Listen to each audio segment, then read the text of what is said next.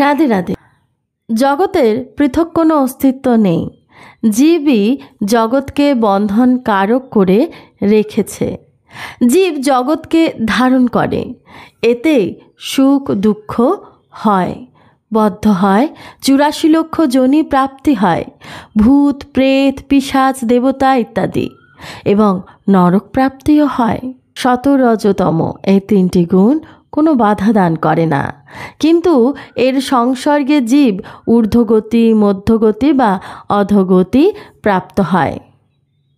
কারণম গুণসংঘর্ষ সদ সদ যোনি জন্মসু। গীতার 13 অধ্যায়ের 21 নম্বর শ্লোকে রয়েছে। জীব নিজেই গুণের সংসর্গ করে, অপরা প্রকৃতি ইন্দ্রিয়া আদিও করে না। অপরা প্রকৃতি কারোর সঙ্গে কোনো সম্পর্ক পাতায় না, সম্পর্ক কেউই করে না, প্রকৃতিও করে না, গুণাদিও করে না, ইন্দ্রিয়া আদিও করে না, মনও করে না, বুদ্ধিও করে না। জীব নিজেই সম্পর্ক করে, তাই সে সুখ ও দুঃখ পায় এবং জন্ম মৃত্যু চক্রে আবর্তিত হয়। জীব স্বাধীন, কারণ সে পরা অর্থাৎ শ্রেষ্ঠ প্রকৃতি। অপরা প্রকৃতি তো কিছুই করে না, কেননা তার মধ্যে চেতনা এবং কামনা নেই।